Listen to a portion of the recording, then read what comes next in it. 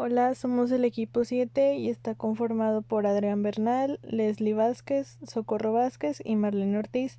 Les vamos a presentar el producto integrador de aprendizaje, identificando un tipo de bacteria y otro de hongo, así también se brindará información sobre ellos como su morfología y el medio donde se encuentra. Para la identificación de la bacteria elegimos la Staphylococcus aureus. Enseguida se mostrará un poco de información sobre ella. Desafortunadamente, este patógeno ha ido desarrollando resistencia a los antimicrobianos de forma precipitada. Por lo tanto, el primer aislamiento de Staphylococcus aureus resistente a la meticilina fue descrito en Inglaterra en el año 1961 y este se consideró como un patógeno asociado a los cuidados de salud. Esta bacteria se encuentra distribuida en el medio ambiente, ya sea en el aire, en el agua, residuos, maquinaria, incluso en la industria alimentaria. En los humanos se puede encontrar en la piel, cabello, nariz y garganta, por lo que se puede propagar de una persona a otra. Este patógeno sobrevive en ambientes secos y su temperatura óptima es de los 40 a 45 grados Celsius. Pruebas bioquímicas para la bacteria Staphylococcus.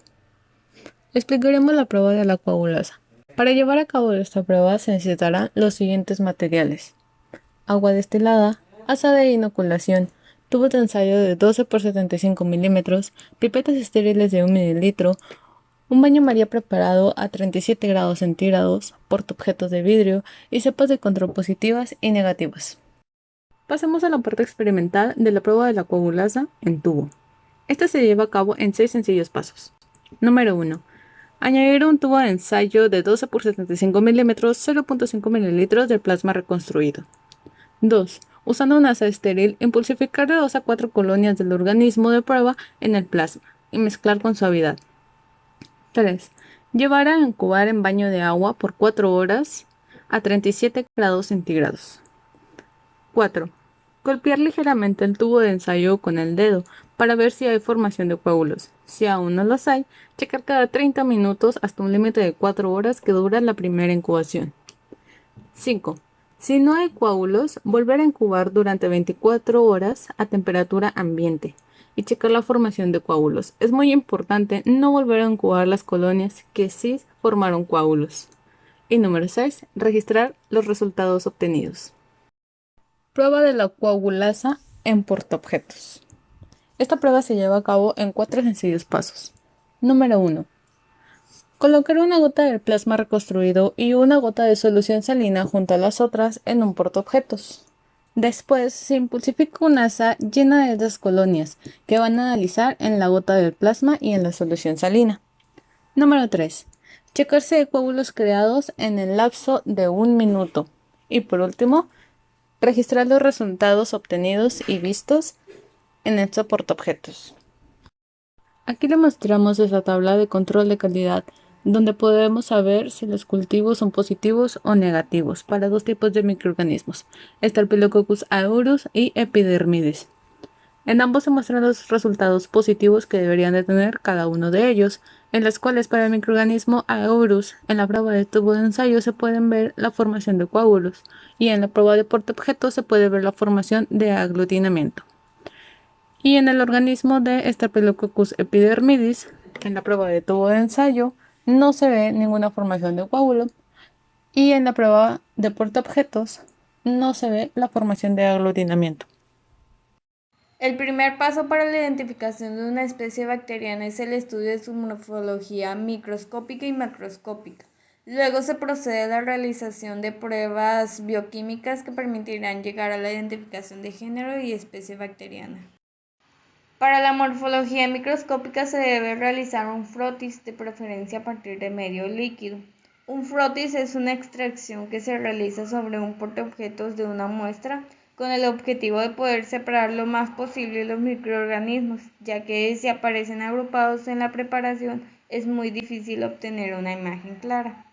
Posteriormente se realiza una tinción de Gram, lo que nos permitirá apreciar la forma, la agrupación y el comportamiento al gram de la cepa en estudio.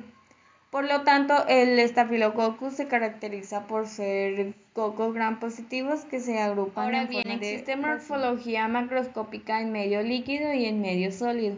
En medio líquido debemos observar la turbidez que se desarrolla luego de incubar por 18 a 24 horas y en medio sólido debemos contar con un aislamiento de cepa a estudiar en una placa de Petri. El aislamiento nos va a permitir observar las características de las colonias, que son las estructuras macroscópicas que forman las bacterias cuando crecen en los medios sólidos. La interpretación de resultados debe realizarse dentro de los primeros 10 segundos. Si el test arroja positivo, se podrá observar una aglutinación macroscópica en el plasma en los 10 segundos, mientras que no se observará aglutinación en la gota solución salina. Es decir, si el test da positivo, habrá evidencia por la formación de grumos. Pero en cambio, si el test es negativo, no se observará aglutinación. Y para esto, si la prueba da negativa, debería hacerse una prueba de tubo como una confirmación, debido a que el aglutinamiento en las dos gotas es un indicativo de autoaglutinación y por lo tanto debemos descartar la prueba de tubo. Si en la prueba del tubo de ensayo el test nos arroja un resultado positivo, entonces el suero coagulará, dando como resultado un coágulo. Y a veces este coágulo está tan desarrollado que el líquido se solidifica completamente. En cambio, si el test nos arroja un resultado negativo, entonces el plasma permanece totalmente en líquido. Y a veces un resultado negativo podría indicar que se podría tratar de un Staphylococcus epidermidis, pero solo con unas pruebas más precisas se puede confirmar este hecho. Es considerado por la Sociedad Americana de Enfermedades Infecciosas, es decir, la IDSA, como uno de los 6 microorganismos de mayor importancia en la práctica médica diaria. El Staphylococcus aureus es causa frecuente de infecciones en la comunidad y de un número importante de infecciones relacionadas con los cuidados médicos. Este microorganismo posee un alto grado de patogenicidad y es responsable de una amplia gama de enfermedades que van desde procesos banales hasta infecciones graves que comprometen la vida del paciente. Además, el Staphylococcus aureus continúa siendo el principal agente etiológico de neumonías asociadas al uso de ventiladores médicos y a una consecuencia de neumonía, de abscesos pulmonares o de bacteremias. Para la identificación de Staphylococcus aureus es necesario utilizar algunas pruebas bioquímicas y medios de cultivo especiales que permitan su fácil determinación. En este caso, el agar salado manitol se emplea para el aislamiento selectivo de Staphylococcus aureus. El agar manitol contiene una concentración de cloruro de sodio de 7.5%, el cual es el agente activo del medio e inhibe parcial o completamente a los organismos bacterianos diferentes de los estafilococos. Para esto se lleva a cabo el sembrado de las muestras, además en agar de sangre de carnero aproximadamente al 5%. Se incuban a 37 grados Celsius durante 18 a 24 horas y se observan las características que presentan las colonias a nivel microscópico, es decir, redondas, lisas, elevadas y resplandecientes, que van desde color gris a amarillo o dorado intenso, tomándose translúcidas a casi transparentes.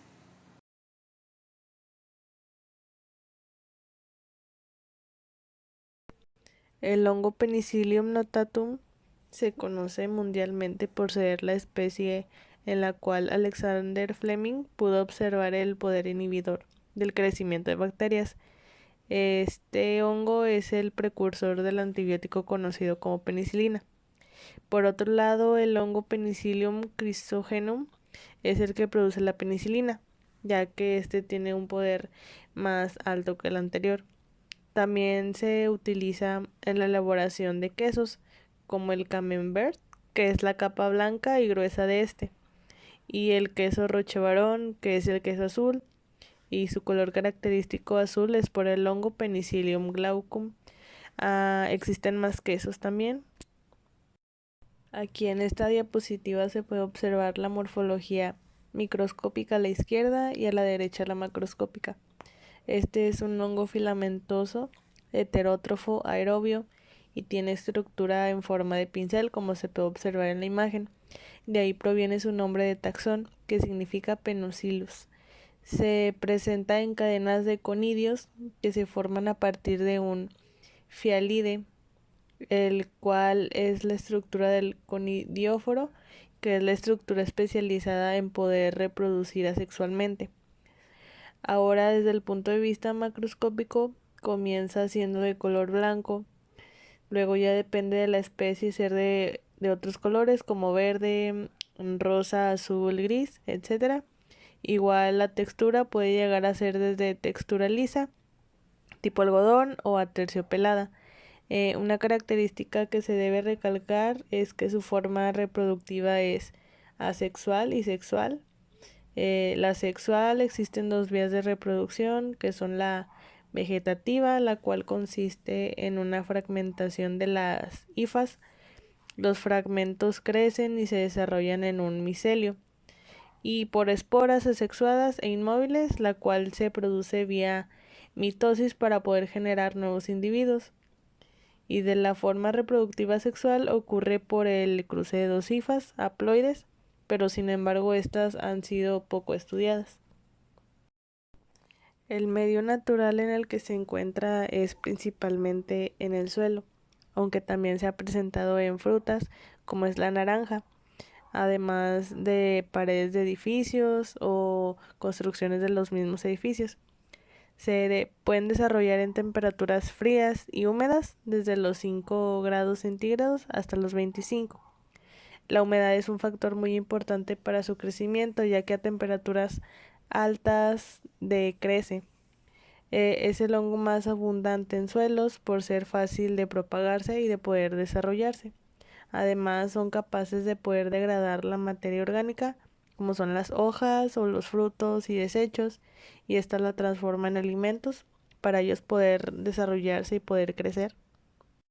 Y a continuación, el procedimiento experimental que se llevará a cabo en un laboratorio. Para la obtención de crecimientos de hongo de la especie Penicillium, comenzamos con la elaboración de medios de cultivo con agar de papa dextrosa en contenedores Petri. Posteriormente realizamos un raspado con asa bacteriológica de la zona con crecimiento de hongos en una muestra vegetal, como lo podría ser una fruta con una zona enmohecida. Con esta asa realizamos la siembra por estría de los medios de cultivo, utilizando un mechero Bunsen a la hora de realizarla. Opcionalmente podemos agregar una solución de ampicilina de concentración de 50 mg por litro para inhibir el crecimiento bacteriano en esta. Se depositan las placas de una incubadora durante 7 días a una temperatura de 30 grados centígrados en completa oscuridad para un óptimo crecimiento de las colonias de hongos. Al ser esto una muestra real y no aislada, aparecerán múltiples cepas de hongos a lo largo de los cultivos, y de estas debemos seleccionar los crecimientos que correspondan a la morfología colonial del Penicillium y realizar el sembrado por estría en un nuevo Petri. Se repite el proceso de incubación y se realizan pruebas de identificación de los cultivos. Para la identificación de la cepa de Penicillium podemos llevar a cabo una identificación en base a su ADN al compararlo con bases de datos, pero es necesario llevar a cabo una extracción de este primero.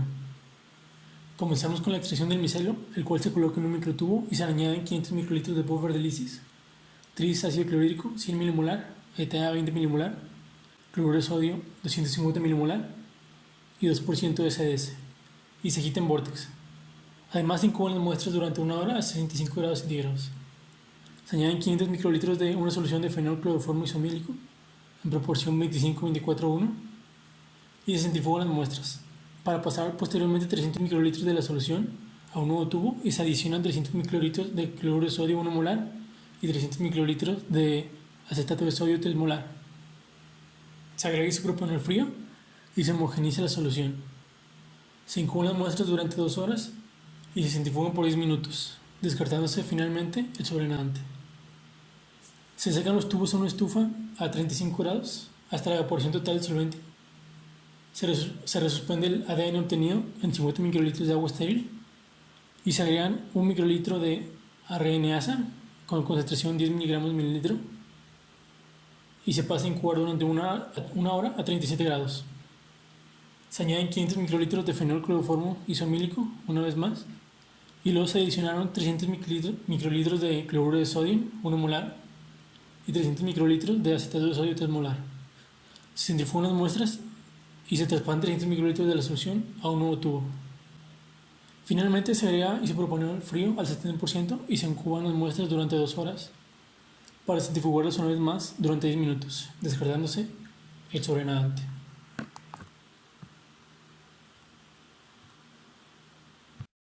Se agregan al tubo 100 microlitros de etanol, se centrifuga y se descarta el sobrenadante. Se dejan secar los tubos en estufa a 35 grados centígrados durante media hora y se expande el ADN obtenido en 50 microlitros de agua destilada. Por último, la presencia o ausencia del ADN se determina mediante electroforesis en un gel de agarosa, 0.8% de contenido de bromuro de etilo como indicador, y con una lámpara UV se revela la presencia o no de ADN en la muestra. En cuanto a los métodos de aislamiento, existen el utilizado en la práctica de laboratorio, el cual es raspado y siembra de cultivo, y el método de aislamiento de hongos con la técnica de filtración tamices, en la que se lava 1 gramo de suelo en una serie de microtamices con agua purificada y las partículas atrapadas en el último tamiz se colocan en tubos con agua destilada para proceder a la inoculación de los medios de cultivo, siendo especialmente útil esta técnica, ya que como vimos, la mayoría de las cepas de Penicillium se encuentran en los suelos. Distintas especies de hongos pueden generar sustancias conocidas como micotoxinas, dañinas para el ser humano. Las cepas de los hongos de Penicillium no son la excepción, y por eso es que existen diversos métodos para la eliminación de estos, como lo podrían ser físicos, con la aplicación de calor húmedo en autoclaves, para la esterilización de equipo médico y de laboratorio, eliminación por calor en seco, como sería el uso de una estufa, el uso de absorbentes como podrían ser el carbón activado o sólidos naturales, y métodos que se basan en el uso de sustancias químicas como el hipoclorito de sodio, formaldehído o soluciones cloradas. Distintas especies de hongos pueden generar sustancias conocidas como micotoxinas, dañinas para el ser humano. Las cepas de los hongos de Penicillium no son la excepción, y por eso es que existen diversos métodos para la eliminación de estos, como lo podrían ser físicos, con la aplicación de calor húmedo en autoclaves, para la esterilización de equipo médico y de laboratorio, eliminación por calor en seco, como sería el uso de una estufa, el uso de absorbentes como podrían ser el carbón activado o sólidos naturales, y métodos que se basan en el uso de sustancias químicas como el hipoclorito de sodio, formaldehído o soluciones cloradas.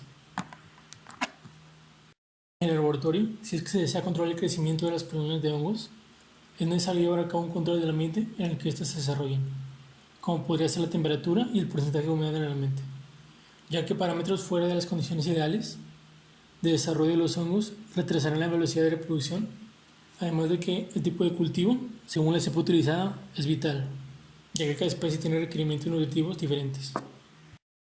Aquí se presenta la bibliografía utilizada y muchas gracias.